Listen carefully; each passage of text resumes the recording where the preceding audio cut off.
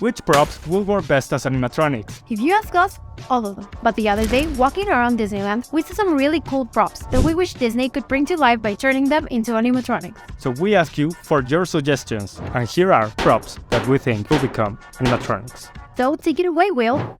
Constance Hatchaway. This is one of the props we all agree needs to become an animatronic. Or at least they should bring back the Beating Heart Bride. After all, she was way creepier and better achieved.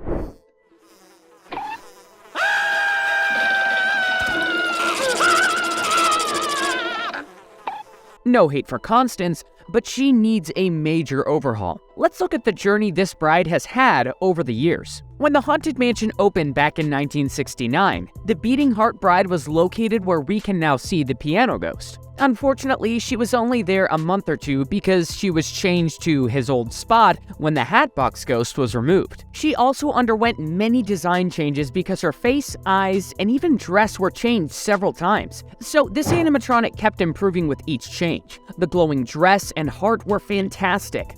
When the attic received an overhaul in 2006, we might have thought that the bride would be upgraded, but the opposite happened. The bride became Constance Hatchaway. And while this new character's lore is pretty cool and ties everything in the attic together, the way it is portrayed could be better. She is now a standing prop that, with the help of projections and a bit of wind, gives the illusion of movement. This was a major downgrade because she went from being an actual animatronic to a prop standing still. We need Constance to take a page out of the Hatbox Ghost book and return as an A100 animatronic. We couldn't think of a better example than this. Imagine Constance as an animatronic standing where she is now, but with actual movement. And then 3 seconds later, seeing the Hatbox Ghost. It would make the Haunted Mansion even better than it is now. Gadget, Chip and Dale. Toontown has always been one of our favorite lands, and with the new renovation, this land now has a new ride and areas to rest and have a picnic. We could make a whole video talking about how much this land has improved with the update, but that's not the point of this segment. Although we're big fans of this renovation, there are 3 things that we disagree with. First, they closed Donald's house.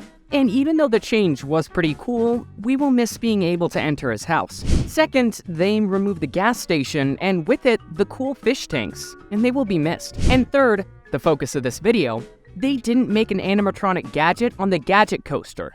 Golly, too bad. Disney missed a great opportunity here since this coaster is very simple, and having an animatronic would have made a big difference. We have a clear example of this with the Flight of the Hippogriff ride at Universal Studios. The track leaves a lot to be desired, especially in terms of its length, but being able to see the Hippogriff makes it a must ride for us, as long as the line isn't more than 20 minutes long. The animatronic could work in the same way as the ones we see while riding the Mark Twain riverboat, with super resistant material that can withstand any kind of weather. And there are 2 ways they could do this. Either leave Gadget where she is now, or remove her from the center of the coaster and create a small pre-show, since the line for this ride can be quite long at times. The pre-show would feature Gadget using us as test subjects for her new project, but something goes wrong because Chip and Dale changed the cart's speed and send us on a crazy ride. Ultimately, Gadget realizes that her track works better as a coaster, and thanks us for being part of the experiment. The animatronic could be more advanced in this option,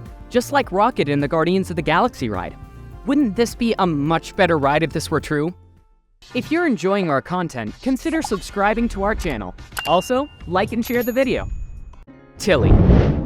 Tilly is one of those Disneyland hidden gems we fans love to know about. She's one of the oldest cast members at Disneyland, and you can see her working at the box office at the Main Street Cinema. Usually, you see her getting the tickets and greeting guests in her booth. One of the best details she has is her cast member name tag, because if you look closely, you can see that she comes from Marceline, Missouri. That's Walt's hometown. Tilly often changes outfits to keep up with the times, so you can see her wearing this cute fall outfit during Halloween time, or nowadays, you can see her in this striped purple and white dress, celebrating Disney's 100 Years of Wonder. Like many others on this list, it would be amazing if Tilly became an animatronic because that would make her more noticeable, and we would love to see her come to life. Of course, because of the space and position she is in, She wouldn't have to be a very advanced animatronic like an A1000, but we would love to see her move at least a little. She could move her head and arms and also blink and talk, and also welcome people to the cinema and suggest which shorts to watch inside. As an example,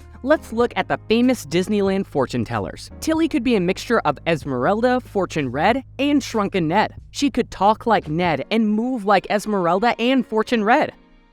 Tiki Gods. Okay, let's be honest. The Tiki Room is one of the best rides at Disneyland, and the main reason why is that it was the first ride to ever feature audio animatronics. Yes, audio animatronic figures. Now we're making these human figures, dimensional human figures move, make animals move, make anything move, through the use of electronics. So, because of the Tiki Room, we can have marvels like this nowadays.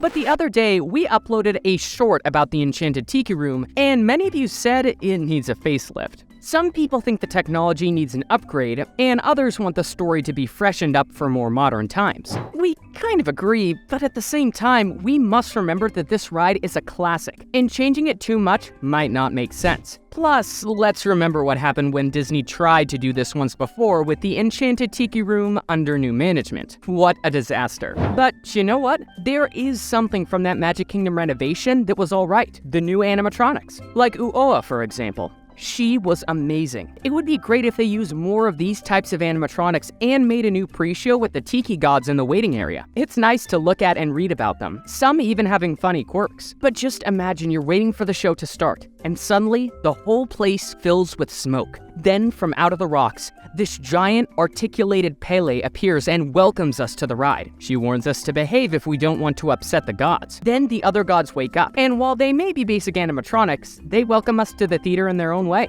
This new Pele animatronic would be programmed with different lines, kind of like how Rosita is at the Tropical Hideaway. What do you think? Do you want to see a new animatronic like Pele in the Tiki Room? Or do you think we should leave it alone?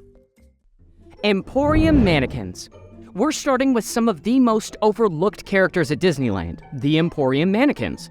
And we don't blame people for not noticing them. After all, as soon as we enter the Emporium at Disneyland, we're blown away by all the merch we want to get. Hi, big shot. Come on with me. I'll show you how to spend your dough. So, while we are all searching for the right size for a new Spirit jersey or trying to get the latest pair of ears, it is very easy to miss this detail at the store. But the next time you're there, stop and look up, and you will encounter several scenes of full life-size mannequins going about their day, while people below them are fighting for that last limited edition merch. The reason why these mannequins should be animatronics is that they would be much more noticeable for people below. They could be moving just a bit, doing the same stuff that they are doing now. There's a scene where it says tailoring, where you see two women talking, surrounded by tailoring mannequins, fabric, and a sewing machine. There's another scene with a woman sitting down, surrounded by all types of vintage hats. And another with two men, one shaving the other. They give off a Carousel of Progress vibe, don't they? Maybe they could become A100 animatronics themselves so that people would notice some more. Of course, that might be too much if you consider that they're just at a store, but who knows? It could be very cool. Fantasyland ride villains. Okay, so today we are going to focus on some of the Fantasyland dark ride villains, mainly the Queen of Hearts, Stromboli, and the Green Dragon at the end of Mr. Toad's Wild Ride. Why these particular characters? Well, we think that they are the ones that need updating the most and would look amazing. Out of these three rides, only Mr. Toad's Wild Ride is an opening day attraction. Alice in Wonderland opened in 1958, and Pinocchio's Daring Journey in 1983 as part of the new Fantasyland refurb.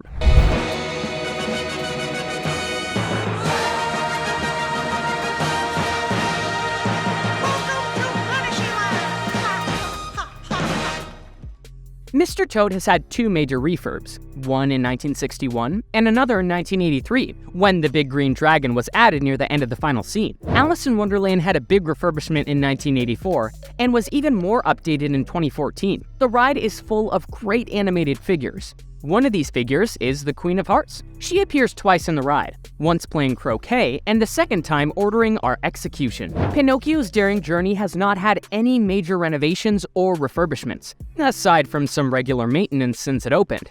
And it's full of pretty scary scenes, including the one in the beginning where Stromboli tries to trap guests in a cage. We love these rides as they are now, but we love animatronics even more, so we would love to see these characters come to life as A100 animatronics. The best example of this would be Ursula, of course.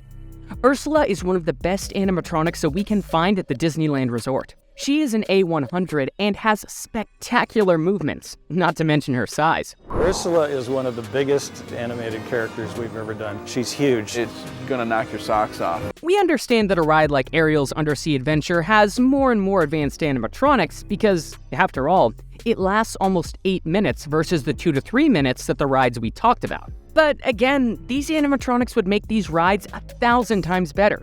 For example, imagine the dragon moving its head towards you while it throws fire. Or Stromboli and the Queen of Hearts moving like Ursula while threatening us with sticking us in a cage or going off with our heads. That would be terrifying and completely amazing, don't you think? Cheshire Cat.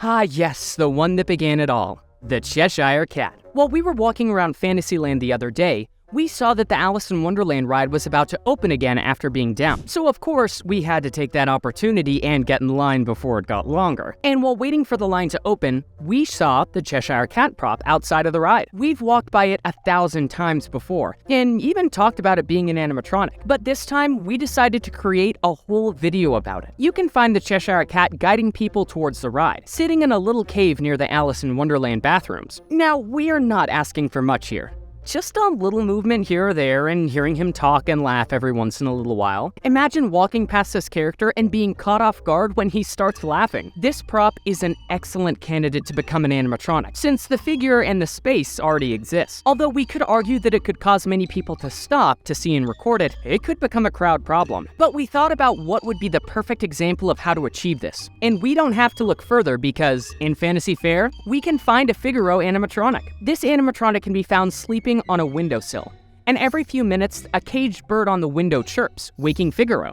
The lazy cat meows, paws at the bird, and then snuggles back to sleep. The animatronic is not that big, and the Cheshire Cat animatronic could work in the same way as that one. Timothy Q. Mouse. One of the most upsetting things for us animatronic fans is that there are hardly any animatronics in Fantasyland, not considering It's a Small World or Harold the Yeti, of course. In Fantasyland's dark rides, we can only find animated props or the plywood cutouts we can find in Mr. Toad's Wild Ride. We've made a case for the ride's villains to become A100 animatronics, but we think another one of Fantasyland's classic rides needs to include a tiny animatronic. We're talking about Dumbo the Flying Elephant. Maybe you haven't noticed, but right at the top of the flying Dumbo, we can see a very small and very cute Timothy Q. Mouse. We honestly didn't think about this figure at all, but many of you suggested that he should be an animatronic.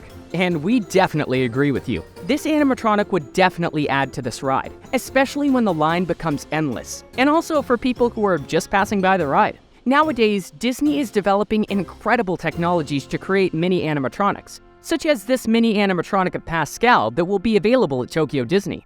With the current technology, it could be done perfectly. Just look at how the Sebastian animatronics work on Ariel's Undersea Adventure. They are a perfect example of what we would like to see in terms of size. And if you think this is a stretch, Disney has already had animatronics outside of rides in Fantasyland. In 2013, Disney opened a meet and greet for Anna and Elsa, but the lines were so long that the Imagineers decided to create an animatronic of Olaf to distract visitors while they waited for their turn. Those are awesome shoes. Can I borrow them? Oh, wait a minute. I don't have feet. This is exactly how Timothy could work. So if Disney did it for a temporary experience, why couldn't they make it permanent? Of course, these are not all of the props that could become animatronics at Disneyland, so we're already working on part 2. But leave your suggestions below. We would love your suggestions for California Adventure and other parks. Go check out these props at Disneyland when you plan your next magical vacation with our friends from PixieVacations.com. They will help you plan your perfect vacation to any Disney or Universal park, specifically tailored to your vacation style and budget. And working with the Pixie is completely free, so talk with them to make the best out inside of your next vacation. See you next time.